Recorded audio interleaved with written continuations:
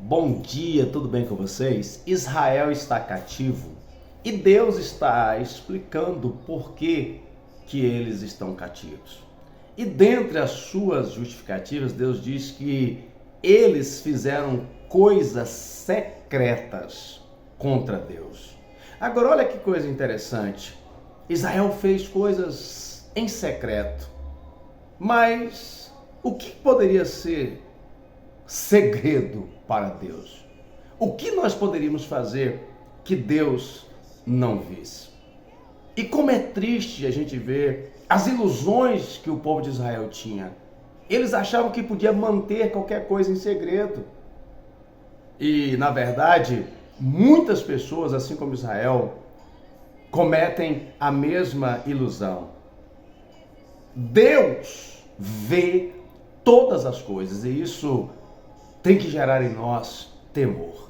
Ele viu Adão e Eva no jardim. Quando Deus pergunta a Adão, onde você está? Deus não está perguntando isso porque não sabia onde Adão estava.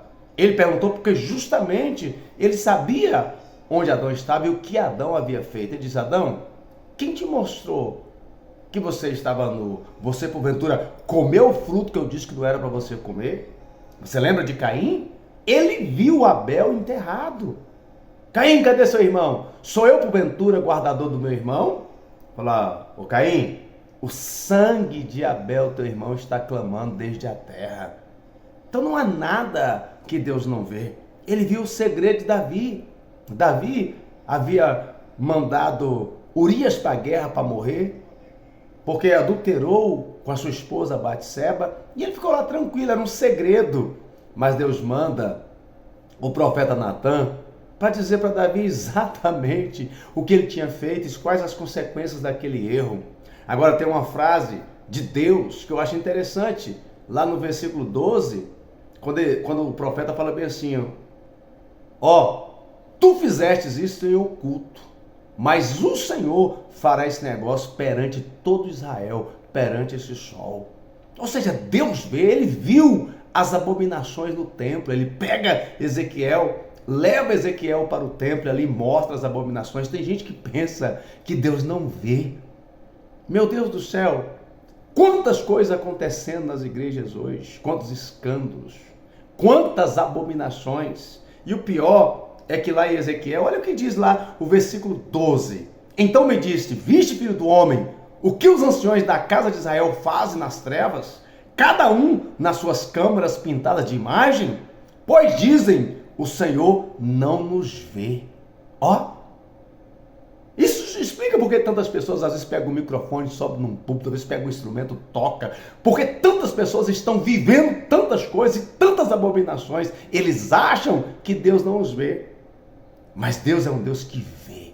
Deus é um Deus que sabe. Deus é um Deus que conhece.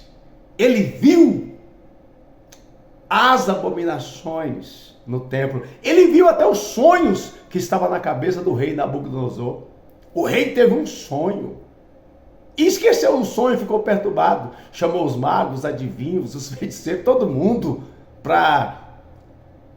Olha, eu tive um sonho e esqueci. Eu quero que vocês contem qual foi o sonho que eu tive e o seu significado. Isso é um absurdo. Mas Deus conhece até os sonhos.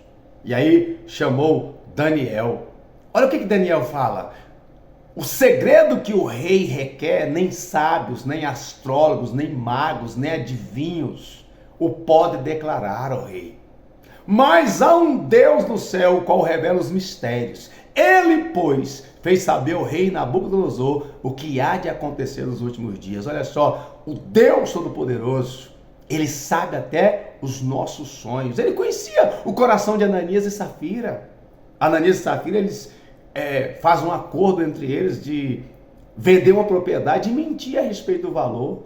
Quando ele chega diante de Pedro, Pedro diz: você vendeu a propriedade por quanto? Ele diz: tanto. Falou: por que o Satanás colocou isso no seu coração? Você não está mentindo para homem, você está mentindo a Deus, você está mentindo ao Espírito Santo. E eles foram fulminados. É aí que os ímpios se enganam.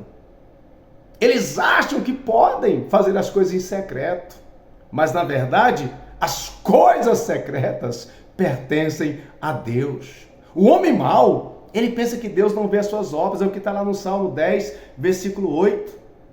Diz que o homem arma cilada, o homem mata o inocente, ele se encolhe, ele se abaixa para que os pobres caiam na sua garra. E no versículo 11 diz o seguinte: eles dizem em seu coração, Deus esqueceu-se, cobriu-se o seu rosto, ele nunca verá isso. Só que Deus, ele vê os nossos pecados. Salmo 98, diante de ti puseste as nossas iniquidades, os nossos pecados oculto à luz do teu rosto. Querido, o mal não pode ser escondido. Jeremias 23, porventura sou eu Deus de perto e não de longe? Esconder-se-ia alguém em esconderijos de modo que eu não veja?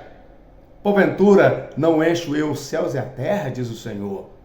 Nós não podemos escapar pecando diante de Deus. Deus sabe o que você roubou, Deus sabe a bebida que você bebeu, Deus sabe os lugares que você foi, Deus conhece os seus pensamentos mais lascivos, a fornicação. Deus sabe todas as coisas. Ele sabe coisas que talvez o seu amigo mais próximo se escandaria. E o pior, ele vai trazer todas as coisas à tona no julgamento. Lá em Eclesiastes está dizendo o seguinte: porque Deus há de trazer a juízo toda obra, e até tudo o que está encoberto, quer seja bom, quer seja mal. Então, querido, sabendo de tudo isso, que tipo de cristãos nós devemos ser? Nós devemos ter temor a Deus.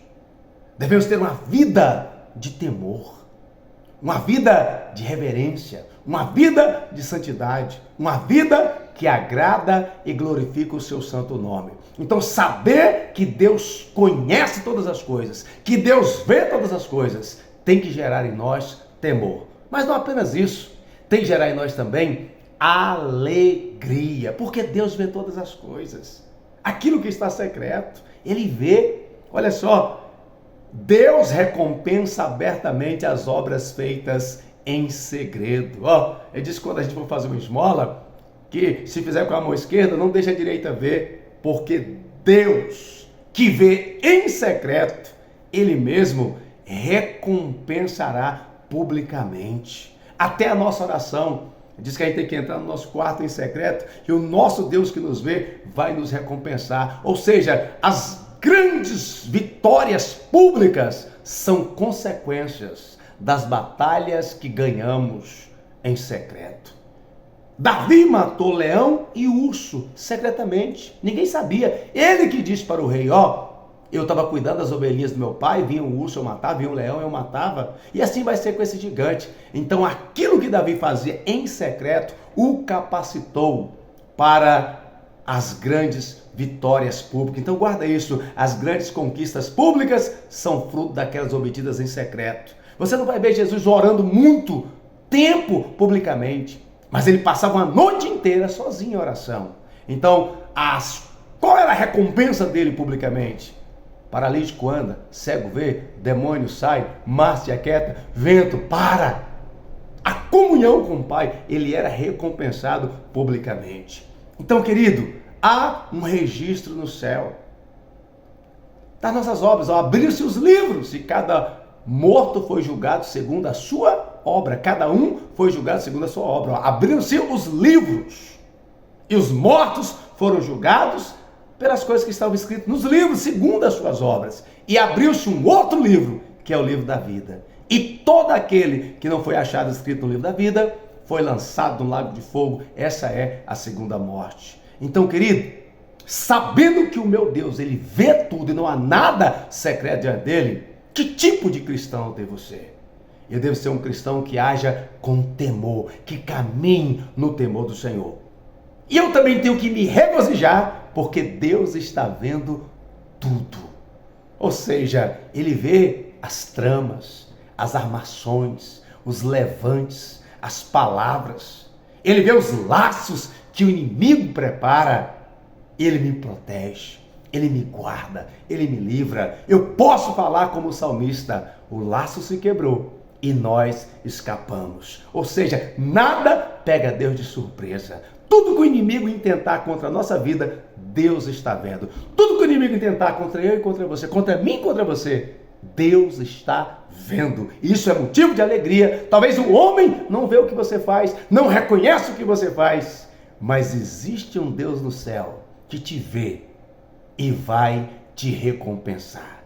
Fortaleça-se em Deus, alegre-se em Deus, porque aquilo que você faz em secreto terá uma recompensa pública. Então viva no temor do Senhor e regozije sempre no Senhor. Deus te abençoe, ótima segunda, ótima semana, forte abraço e se puder, inscreva-se no nosso canal, tá bom? Até mais, Deus te abençoe.